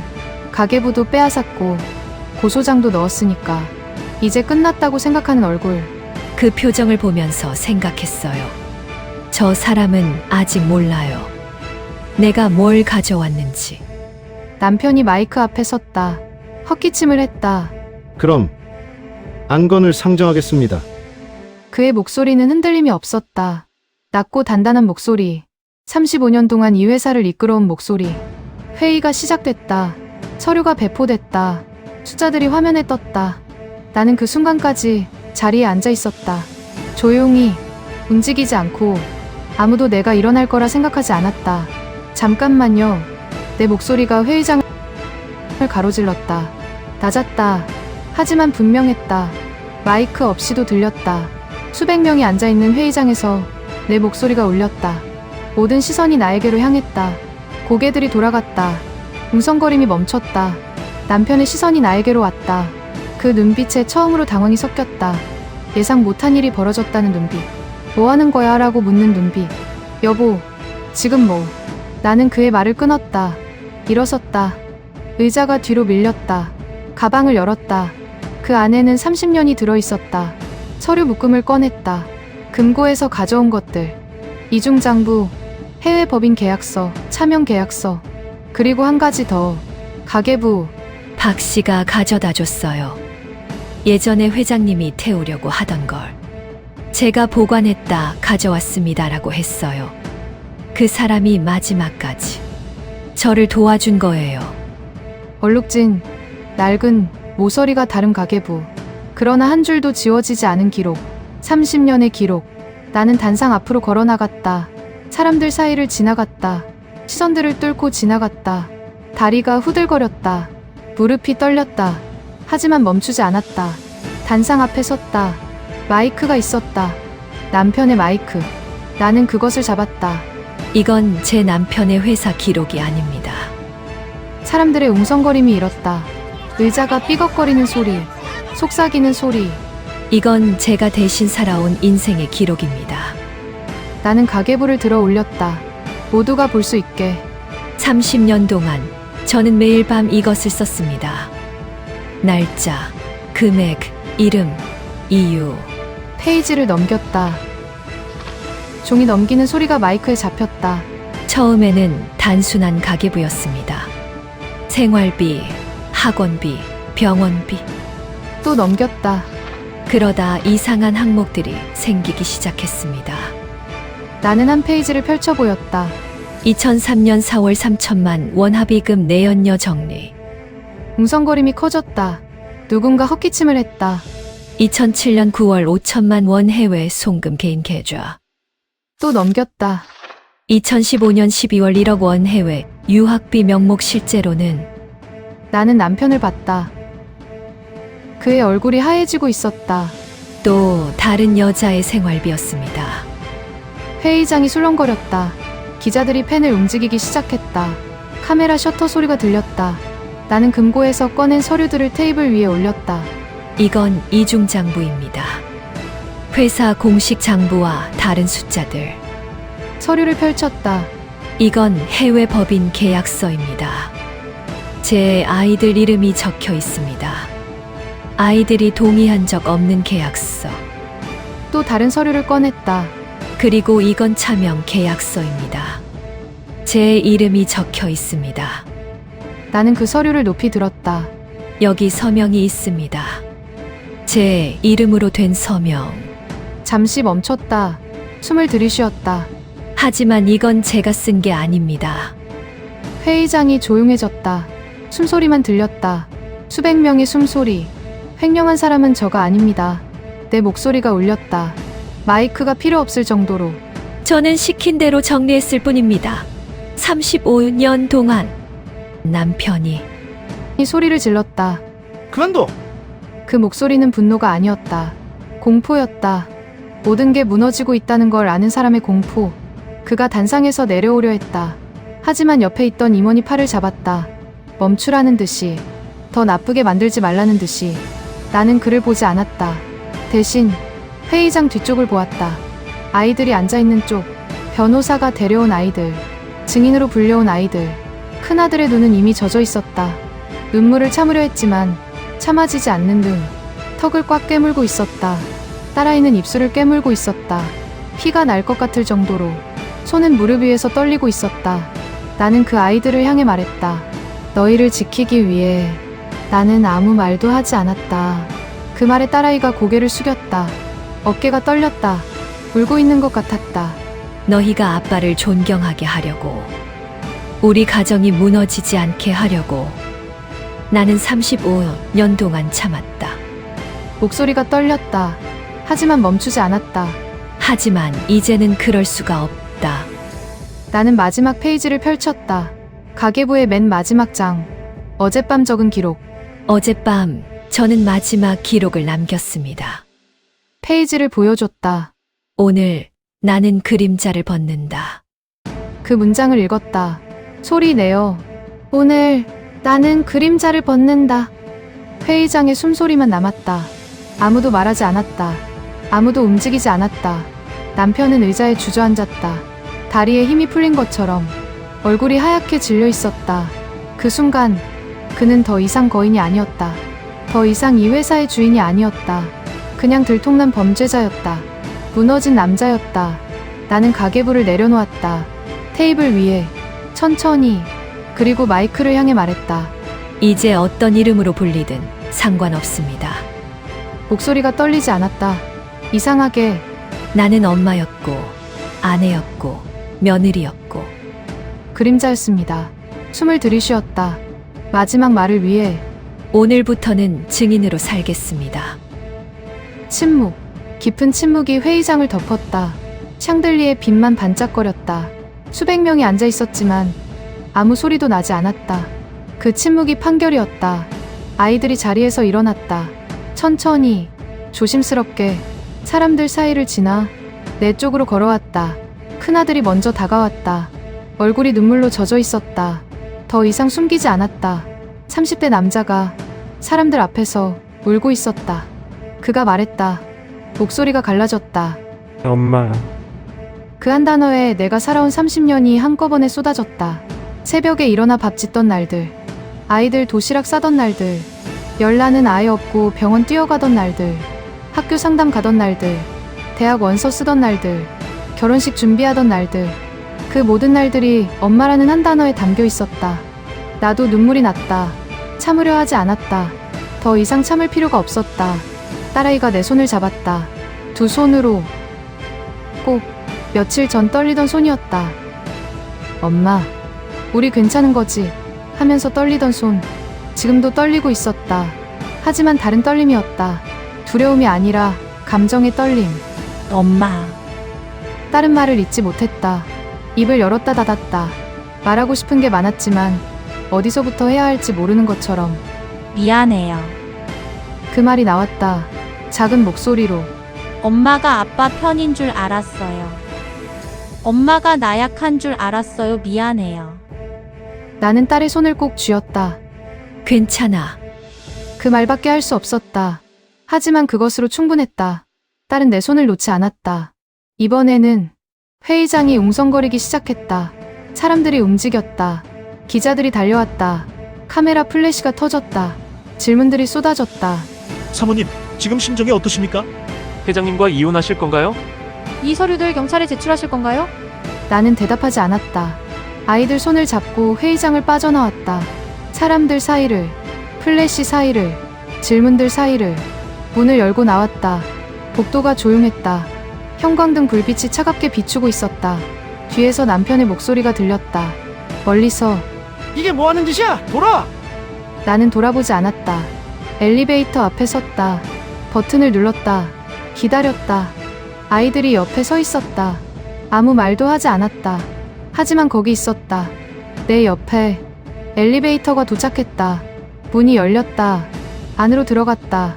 문이 닫히기 전 나는 회의장 쪽을 봤다. 유리문 너머로 사람들이 보였다. 혼란스럽게 움직이는 사람들. 그 중심에 남편이 있었다. 임원들에게 둘러싸여 있었다.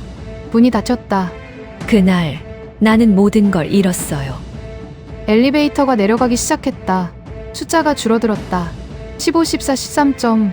이름도, 지위도, 안전도, 회장 부인이라는 타이틀도, 행복한 가정이라는 환상도. 숫자가 계속 줄었다. 765점. 하지만 처음으로 나를 되찾았어요. 엘리베이터가 1층에 멈췄다. 문이 열렸다. 로비로 나왔다. 바깥이 보였다. 유리문 너머로 흐리던 하늘이 거치고 있었다. 구름 사이로 햇살이 비치고 있었다. 딸이 말했다. 엄마 이제 어디로 가요? 나는 잠시 생각했다. 어디로 가야 할까? 집으로? 아니다. 그 집은 더 이상 내 집이 아니다. 일단 밥 먹으러 가자. 아들이 웃었다. 눈물이 마르지 않은 얼굴로. 엄마는 진짜 밥밖에 없어. 밥이 제일 중요하지. 딸도 웃었다. 울다 웃는 얼굴. 이상한 표정이었지만 아름다웠다. 우리는 함께 걸어나갔다. 유리문을 밀고 바깥으로. 햇살이 얼굴에 닿았다. 따뜻했다.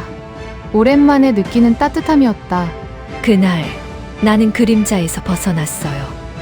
35년 만에 처음으로 햇빛 아래 섰어요. 집을 나올 때 짐은 많지 않았다. 35년을 산 집이었다. 방이 6개, 욕실이 4개, 거실이 카페보다 넓은 집. 그 집에서 나는 캐리어 하나만 끌고 나왔다. 옷 몇 벌, 계절마다 입던 것들 중에서 가장 편한 것만 골랐다. 오래된 사진첩 하나, 아이들이 어릴 때 찍은 사진들, 돌잔치, 졸업식, 운동회, 그리고 그 가계부. 30년이 그 안에 들어있었다. 이상하죠? 35년을 살았는데 가져갈 게 이것밖에 없었어요. 나머지는 다 그 집 것이었어요. 그 사람 것이었어요. 내 것은 처음부터 없었던 거예요. 현관문 앞에 섰다. 마지막으로 집 안을 둘러봤다. 거실, 주방, 식탁, 내가 수천 번 닦았던 바닥, 수만 번 설거지했던 싱크대, 새벽마다 걸었던 복도. 익숙한 풍경이었다. 하지만 정이 느껴지지 않았다. 이상하게도 그 집은 내가 살았던 곳이에요. 하지만 내 삶은 아니었어요. 내 삶은 거기 없었어요. 그냥 몸만 거기 있었던 거예요. 문을 닫았다. 잠그지 않았다. 열쇠를 우편함에 넣었다. 나오면서 한 번도 뒤돌아보지 않았다. 뒤돌아보면 약해질 것 같아서가 아니었다. 뒤돌아볼 이유가 없었기 때문이었다. 재판은 2달이 걸렸다. 법원에 오갔다. 서류를 제출했다. 증언을 했다. 변호사와 회의를 했다. 기자들의 질문을 피했다. 힘들었다. 지쳤다. 하지만 버텼다. 금고에서 나온 서류들이 결정적이었다. 이중장부, 해외 법인 계약서, 차명 계약서, 가계부의 기록들과 정확히 일치했다. 횡령 혐의는 나에게서 남편에게로 옮겨갔다. 법원 복도에서 남편과 마주친 적이 있다. 그는 고개를 들지 못했다. 양복은 여전히 말끔했지만 어깨가 처져 있었다. 눈 밑에 그늘이 졌다. 그 모습이 통쾌하지는 않았어요. 솔직히 말하면 오히려 낯설었어요. 35년 동안 당당하던 사람이 저렇게 작아지다니. 재판 마지막 날이었다. 법원 앞 카페에서 아이들과 마주 앉았다. 판결을 기다리는 시간이었다. 커피를 시켰지만 아무도 마시지 않았다. 우리는 많은 말을 하지 않았다. 말이 없어도 서로의 얼굴을 읽을 수 있었다. 아들의 긴장된 눈, 딸의 걱정스러운 입술. 나는 창밖을 봤다. 법원 건물이 보였다. 회색 건물, 회색 하늘. 그때 깨달았어요. 나는 그 사람이 무너지는 걸 원한 게 아니었다는 걸. 남편이 유죄 판결을 받아도 나는 기쁘지 않을 것이다. 그가 감옥에 가도 시원하지 않을 것이다. 나는 그저 나를 부정하지 않기를 원했을 뿐이었어요. 당신이 한 일을 인정해라. 내가 대신 짊어진 것들을 인정해라. 그것뿐이었어요. 판결이 나왔다. 남편은 횡령과 사문서 위조 혐의로 유죄 판결을 받았다. 집행유예, 감옥에 가지는 않았다. 하지만 회사에서는 물러나야 했다. 사회적으로는 끝난 거나 마찬가지였다. 나는 무죄였다. 혐의 없음. 법정을 나오면서 기자들이 몰려왔다. 마이크가 얼굴 앞으로 들이밀어졌다. 소감 한마디 해주세요. 나는 아무 말도 하지 않았다. 그냥 걸어 나왔다. 아이들이 양옆에서 길을 열어줬다. 소감이라. 무슨 소감이 있겠는가. 35년이 한 문장으로 정리될 리 없다. 재판이 끝난 뒤 아이들과 조용한 식당에 들어갔다. 오래된 한식당이었다. 나무 테이블, 낡은 의자, 벽에 걸린 옛날 사진들. 화려하지 않았지만 편안했다. 누가 먼저랄 것도 없이 국을 시켰다. 된장찌개, 김이 모락모락 피어올랐다. 밥이 나왔다. 갓 지은 밥. 윤기가 흘렀다. 나는 숟가락을 들었다. 아이들도 들었다. 말없이 먹기 시작했다. 그 밥이 왜 그렇게 맛있었는지 모르겠어요. 특별한 밥이 아니었어요. 그냥 평범한 된장찌개에 흰 쌀밥. 근데 눈물이 날 것 같았어요. 아들이 숟가락을 내려놓았다. 나를 봤다. 눈이 젖어 있었다. 엄마, 잠시 말을 멈췄다. 목이 메는 것 같았다. 침을 삼키고 다시 입을 열었다. 미안해. 그 말이 나왔다. 짧은 말. 2 글자. 진작 엄마 편에 섰어야 했는데 아빠 말만 듣고 엄마가 힘든 줄도 모르고 나는 고개를 저었다. 아니야, 너희가 몰랐던 게 당연해. 내가 숨겼으니까. 그래도 아들이 말을 잇지 못했다. 눈물이 흘렀다. 30대 남자가 식당에서 울고 있었다. 창피해하지 않았다. 그 말이 너무 늦지 않았어. 다행이라고 생각했어요. 미안하다는 말 살아있을 때 들어서 다행이라고. 아들이 다시 말했다. 목소리가 떨렸다. 엄마가 우리 엄마인 게 고마워. 그 한마디에 나는 숟가락을 내려놓았다. 손이 떨려서였다. 숟가락을 줄 수가 없었다. 눈물이 났다. 참으려 하지 않았다. 35년 동안 그런 말 한 번 못 들어봤어요. 고맙다는 말, 엄마여서 고맙다는 말. 그게 이렇게 가슴을 무너뜨릴 줄 몰랐어요. 딸아이가 내 손을 잡았다. 따뜻한 손이었다. 더 이상 떨리지 않는 손. 이제 엄마 편이야.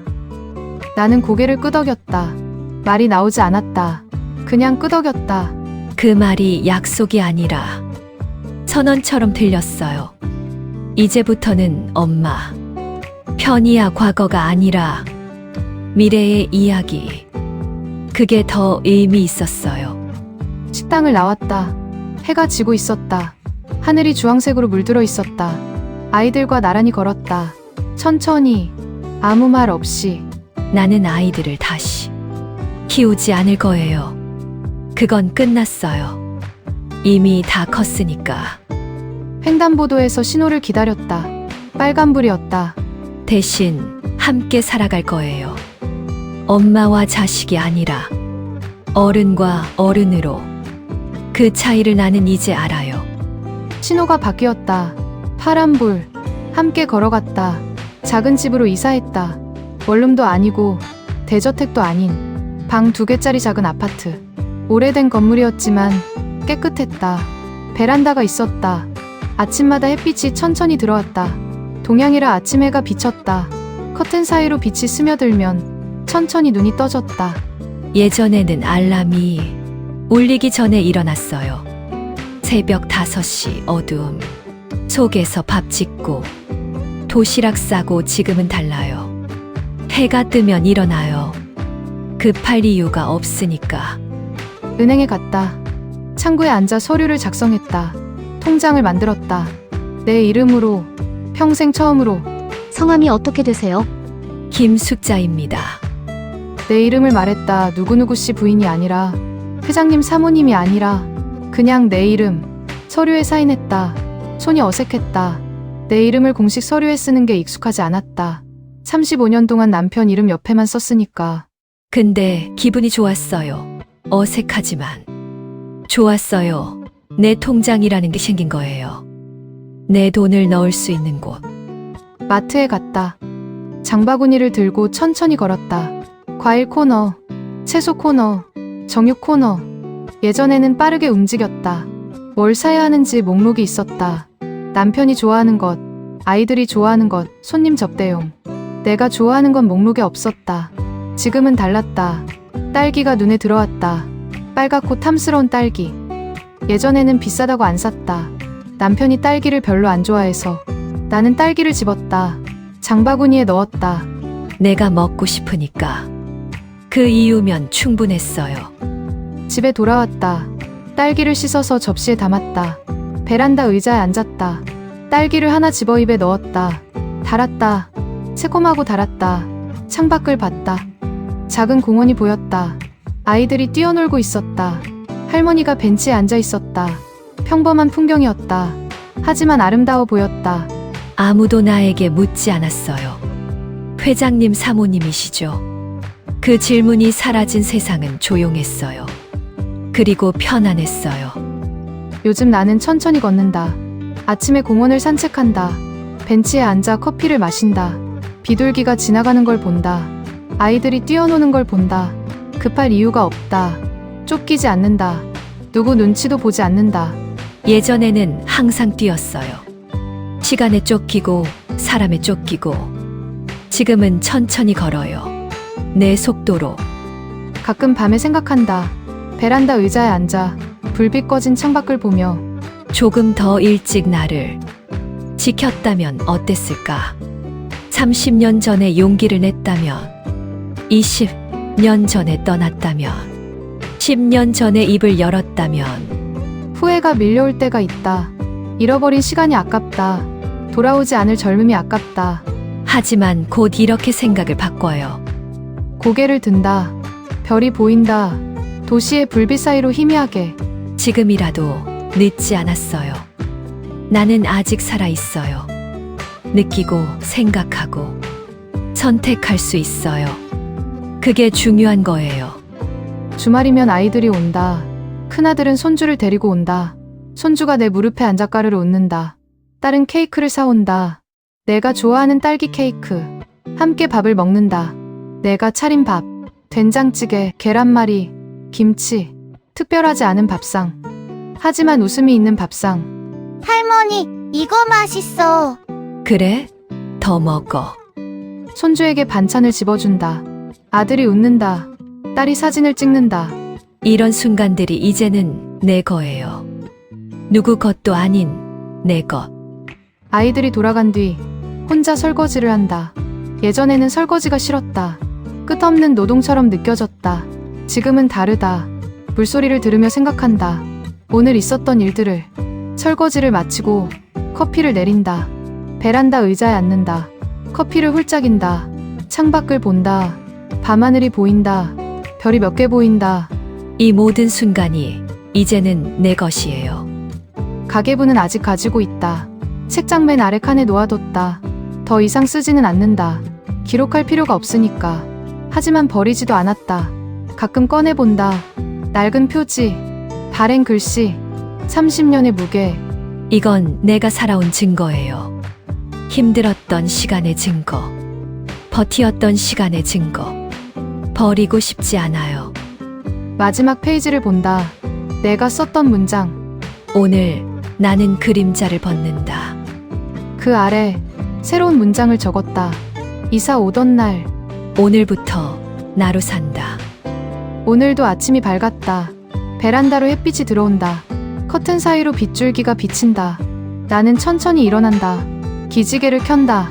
창문을 연다. 아침 공기가 들어온다. 시원하고 깨끗한 공기. 나는 더 이상 누군가의 그림자가 아니에요. 세수를 한다. 거울을 본다. 주름진 얼굴, 흰머리, 처진 눈꺼풀. 하지만 눈빛이 다르다. 예전과 다르다. 살아있는 눈, 빛나는 눈. 예순이 넘어서 처음으로 내 얼굴이 좋아졌어요. 이상하죠? 젊을 때보다 늙은 지금이 더 좋아요. 왜냐면 이 얼굴이 진짜 나니까요. 주방으로 간다. 밥솥을 연다. 쌀을 씻는다. 한 공기. 나 혼자 먹을 양. 물을 맞추고 취사 버튼을 누른다. 예전에는 4공기, 5공기 했어요. 지금은 1공기면 돼요. 근데 이상하게 더 맛있어요. 내가 먹으려고 짓는 밥이니까. 밥이 되는 동안 베란다에 선다. 공원이 보인다. 사람들이 걷고 있다. 개를 산책시키는 사람. 조깅하는 사람. 유모차를 끄는 사람. 평범한 아침이다. 특별할 것 없는 아침. 하지만 내 아침이다. 이제야 나로 살아요. 그 말을 소리내어 말했다. 아무도 없는 베란다에서 나 자신에게. 바람이 불었다. 커튼이 흔들렸다. 햇빛이 얼굴에 닿았다. 따뜻했다. 35년 만에 느끼는 진짜 따뜻함이었다.